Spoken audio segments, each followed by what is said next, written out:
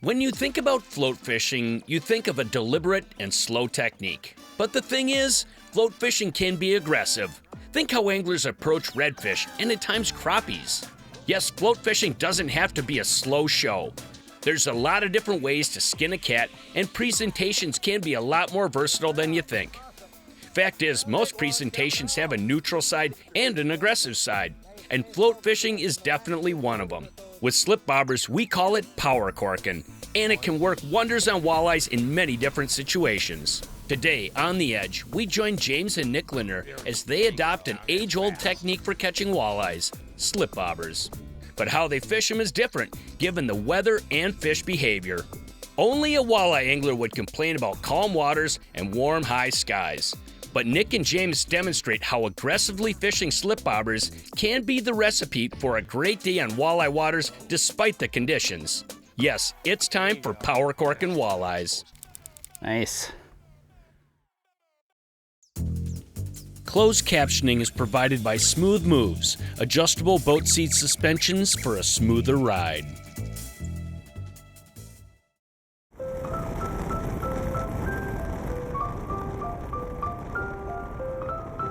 We got a really interesting mission going today. We're going to go deep water walleye fishing with floats or bobbers. You know, over the years, Nick and I actually have caught a tremendous number of different fish species on floats, everything from salmon, trout, walleyes, muskies, northern pike, catfish. I mean, it works for all different fish species. There's a couple of really important aspects of float fishing, and one of them is boat control. Yeah, no, that's definitely true. And why that's important, you'll notice when we go out in the lake today, it is a fairly low wind day, and that lends itself to float fishing, because what you want to do is you want to put that bait as close to the fish as you possibly can, right above them ideally. And you know, a lot of guys would term a day like this in the water where, you know, there probably won't be much of a walleye chop per se, but I don't know any fish out there that if you dangle a leech in front of its face, it's not going to snap. So that's the plan. See if we can get them float fishing today.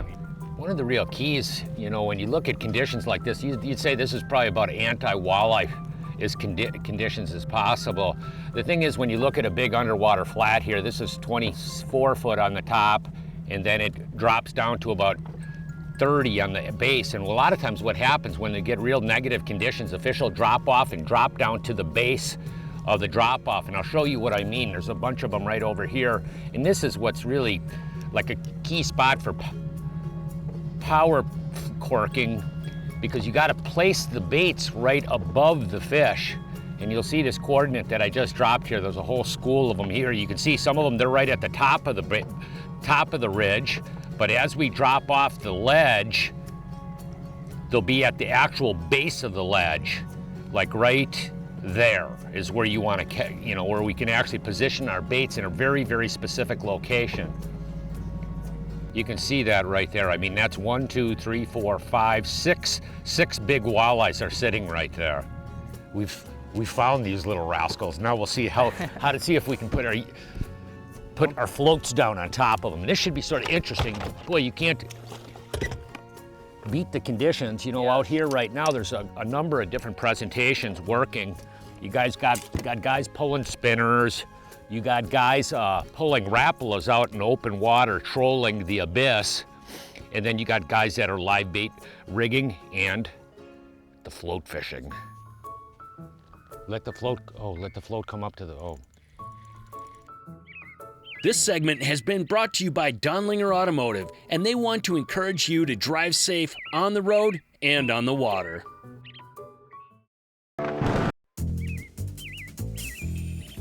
This segment is brought to you by Big Bite Baits, designed to bring the big bite to your line. You had one? You got him. Yep. Now, that didn't take too long. No. Small. What? Small? It didn't even feel like there's a fish on there, really. Just a little guy. That's the future right there. We're on the board though. Yeah.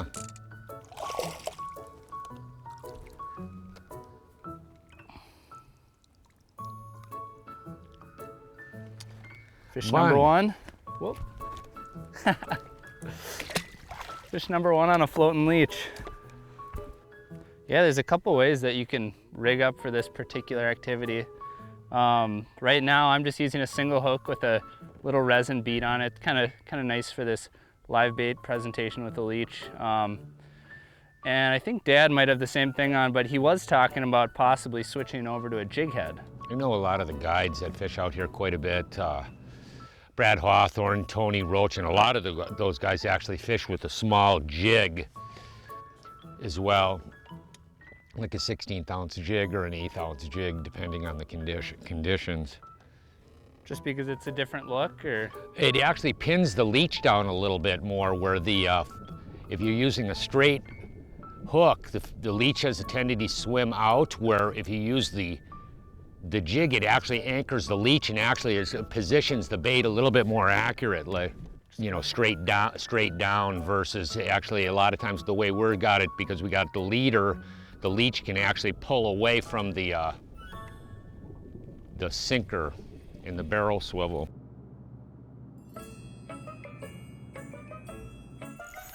There you go. That's the way it's supposed to be. Ooh. Size? Elmer gantry. Ooh, what? Big. No, it's not a big one. It's a nice one though. You want a netter? Or? Oh yeah, it's definitely a net full. You can see that's where I'm set at 28 feet. You can see my pink bobber stop. I like those bright colored ones so you can adjust, because on every different spot we're making slight adjustments based on where we want the bait set at. And when you reel it up into the guides, you want to drop that rod tip down so you're not moving it if possible. There we go, that's a better one there. Ooh. I like the black ones so you can't see them at all. It's too stealthy for me. I got enough problems with my eyes as it is. Yeah. There you go. That's a nice one. Yeah. Solid fish. Yeah. Come here, buddy. There you go. Come on, buddy. Get her back into the water pretty quickly. Come here, buddy. And the little jig worked out very nicely. That's the way it should be. You pull up on this, a lot of times doing this, you drop the baits down on top of them, boom, you get hit almost instantaneously. It's so calm.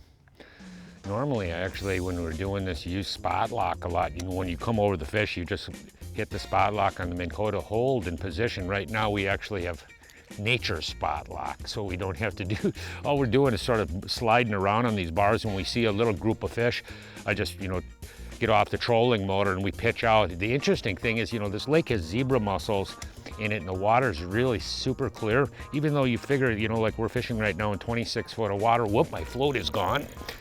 You'd think that the fish wouldn't be spooky, but they are. It's interesting that you still have to get the baits out away from the boat. Boy, I saw you pull your float up. I saw it move and that float just went straight down after you gave it a little couple of pops. Yep, oh, that thing just took off like a bullet. Solid fish. Yeah. Come here, buddy, come here. Oh, you got my leech, you little runt. Nice little eater. Boy, that little hook, that's nice in there with that real tiny moon eye like that. Boy, it hooks them really quickly. You lift up, they grab it, and you set the hook almost instantaneously. Get her back.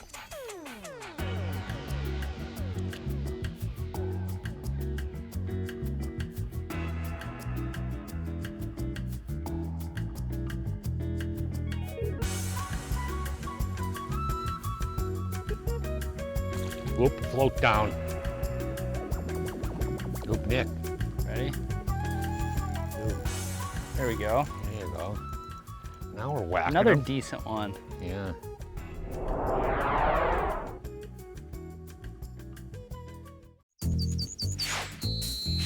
The Edge is presented by these and other fine sponsors.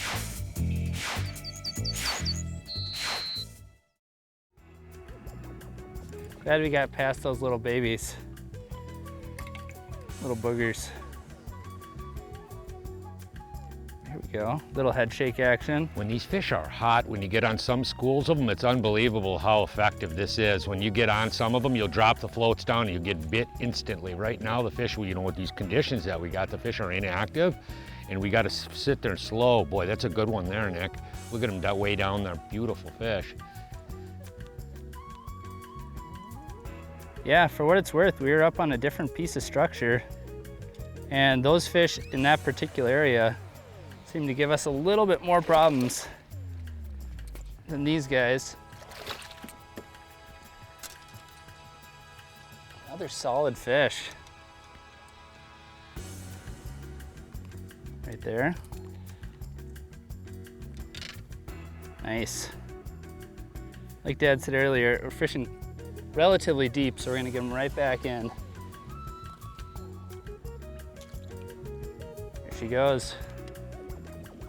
This little item is a pretty handy tool for this float fishing, and it's just a bottom finder that you'd use for ice fishing, but we use it for float fishing for open water as well. What I'm gonna do is just clip it on my jig and drop it to the bottom. And the reason being is what I wanna do is really just to make sure my slip float or my stop knot hasn't moved. There goes the stop knot. Okay, whoop, look at that. See, it's slipped a little bit. Right now we're in 27 foot of water. I want the bait about 2 feet off the bottom. So what I'm gonna do is just go like this, make it a little bit deeper here. We'll check it again. Okay, so Perfect. that's where I'm about that far off the bottom, which should be good. Okay, so we just take it up, pop our, keep that handy, and load a leech. Wow, holy mackerel. Look at all the fish in here, look at that. There's a whole bunch of them little rascals.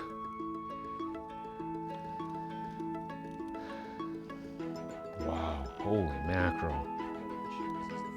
Nick. Yeah. Oh, Brandon, don't tell me about the floor. What? Brandon's like, the floor I was gonna is say, you're looking nice. Let's see your float down. I'm saying, huh, I wish it was my float. It's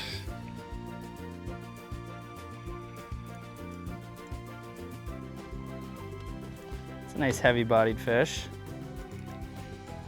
Lay him up here. Wow. Yeah. Another cookie cutter. Solid fish. It's got a really good attitude.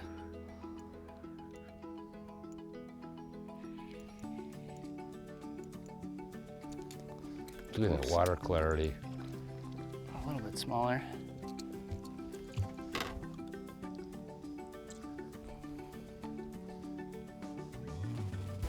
What do you got going on up there, Dad?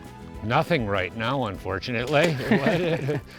The rig is relatively simplistic. When you look at this, it's actually just a jig or a light hook, 4 feet of, 3 feet of fluorocarbon. Then you'll notice I have a barrel swivel here, and then I actually have 2 split shot, the float, a bead, and then you actually up on my line, 25 feet into my reel right now is my bobber stop. But it's a pretty efficient system. I do know that, and I'm spooled with, this is 8-pound advanced mono. I like monofilament. I know that some guys like braid for this type of fishing, but I prefer mono for me. We'll see if we can get set back up here. You know, one thing that you'll notice when you're corking for walleyes is that the bobber is a decent bit away from the boat, and then your line goes straight down to your lure. And what that does is actually creates like a natural L in your line. So when you see your bobber go down, you can't just drill the fish because there's gonna be a lot of slack in your line. So one thing that I like to do, one thing that I would advise would be to reel down, reel until you can feel the weight of the fish, and then just do a sweeping hook set. We're using relatively small hooks, and you don't need to drill them. It's not like you're jigging per se. So with that in mind, I like to use a rod that's a little bit longer, at least 7 foot personally, I think. Right now I'm using a 7 foot medium power fast action St. Croix Triumph rod. And for me, this is awesome. I could even go a little bit longer. I like to have length when I'm doing a big sweeping hook set like that. When you're talking reels, we usually use a size 2500 or 2000. This is a LT Revros. This is actually a really moderately priced reel, but what it does have, it has a really tremendous drag. I really like these reels for this light line type fishing situations, but you can see it's got a really finite drag that you can really fine tune it, which is particularly important when you're fishing with light line. A lot of times we're fishing with 4, 6, 8 pound test, you know, 4 and 6 a lot, and that drag and the ability to adjust the drag to a pretty fine tolerance is really key. And you can hear that. I like to hear that. So when you're fighting the fish, you can tell how the drag is set and you can hear it. That's one thing that's really sort of nice. On the drag end of things too, one thing that's really nice is the fact that right now we are using small little hooks, and what that actually means is that these fish can run around, jump and kick, and there's a very, very low chance that they're actually gonna throw this hook. So as long as your drag is set right, in theory, you should put the fish in the boat. Whoop, I got one. There you go. Now that's fast. Whoa. Yeah, it doesn't take too long, does it, sometimes? No. You just drop it on their head. Yep. You want a net, or? I don't know yet. Whoa. That's one thing when you're fighting these fish up, you know, you can see that bobber stop actually have so much tension on it. It's actually sliding it down the line. So what that means, I'm gonna have to reset my bobber here, I think. Come here, buddy. It's a good one there. Nick, your float's gone. Oh, no, oh no, it's not. Oh, there it is. It's a nice one. There you go. Come here, buddy. Thank you, sir. Yeah. Yep. Ooh, you got pine cones in the net. Yeah, well, I just kind of dug it out from the corners. So. There you go. Oh boy, you can see how that little moon eye was perched directly in his snout. But that goes to show you how fast it is when you go find them. You drop that bait on them. It's a real move and groove system.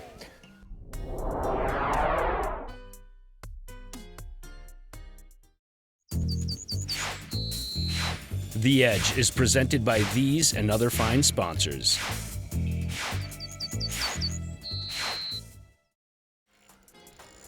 Oop, there we go. Better one? It's giving me a little muscle. Oh yeah. I could even loosen my drag just a tiny bit. Nice thing about these small hooks is once you get them in, I'm good. Ooh, this is a good one, Dad. Is it? Yeah. Oh, yeah, there you go. There's a better one. Once you get the hook now in you're them, talking. it's tough to lose them. You may have to hand land them if you don't. No, I'm on the net. Don't worry about it. Right. I'm just sort of setting my depth here. Okay, here we go. Let me grab Mr. Net here. Okay, but there's a better one there, huh? You ready for me, Ricky? No, well, I'm getting closer. I'll get over on this side here. Here, let's see. Oh, there you go. Wow, that's a better one. Yeah, whoa, that's a good one there. Look at that guy there. Now you're talking. Nice. That's a biggie. Holy mackerel. Biggie indeed. How about this girl? No, Nice. No question about it. You can see the effectiveness of floats for walleyes. You know, it's been a bluebird day, absolutely flat calm. Yep. You wouldn't consider this walleye conditions, but floats can make it happen. Yeah, absolutely. Every year I get a lot of requests to come speak at a variety of different churches or sporting events, retail sporting goods stores, all over this great nation of ours in Canada. And I can't obviously do them all, but I handpick some that I really look forward to going to. And almost always the request is, as I get an opportunity, this is my request, to share my life in the fishing industry and talk about my faith and how the two of them are a part of my everyday life these days. This past season, I had an opportunity to speak at an event that was really different. I didn't know what to expect when I went into this event. And I was really blessed when it was all said and done. The night before, I was at a local church and I shared my life in the fishing industry and my faith, and I did that the evening before. But the next day I was asked to speak at the Greater La Crosse area Mayor's Prayer Breakfast. This is in La Crosse, Wisconsin. Let me read you a little bit about what the prayer breakfast is all about. Short and sweet. In 1997, a group of ministers met with newly elected Mayor John Mettinger for breakfast and a time of prayer for him as he began his tenure as the mayor of La Crosse, Wisconsin. The following year and each year since, this event has expanded to include other elected officials from our area, state and nation, and representatives from the educational, law enforcement, military, emergency response, and fire protection professionals were there. Each year, an area mayor is invited by the committee to act as honorary host. This annual event, which coincides with the National Day of Prayer, is open to the public and includes breakfast, an inspirational speaker, that's me, and a time of prayer. Their vision was simple: Christian churches serving together to pray for the support of our local leaders. I've never been at an event like this. You had all different denominations that were there, non-denominational, interdenominational, but they were all Bible-based believing churches. And the Bible-based, the simple the thing, Jesus is the foundation of the Bible. He is who he says he is, came for the reasons he said he came. And you had this unity. I walked in the morning and there's hundreds and hundreds of people to come in here, and I didn't know what I was going to say. I didn't know what to expect. And as different speakers came on, they prayed over the different groups, the military, the police, business people in the community, and different pastors and speakers would pray over, and they'd stand up at their group and pray over. I've never seen an event like this. I was blown away. Just goes to what would happen if they did something like this in Washington, D.C. Do you think we would solve some of the problems we're facing in the world today? This showed me that there's hope. This can be done. We could get unity. There is hope for unity. And I had to share that with you. I've never been in an event like this where I've seen so much unity, support, excitement for a community, praying over the entire area, all of the things that make up the community at every different level. It was the most exciting speaking engagement I had this year. And I want to thank everybody there for the opportunity to be there and share a little bit from my heart. I had to share that with you. I was so blessed by it. Hey, from all of us here at The Edge, you have a good, safe fishing season. We'll see you on the water. Hey, I want to take a moment to thank you for watching. And if you really like what you see, we got a whole lot more. So check us out at any one of these online outlets.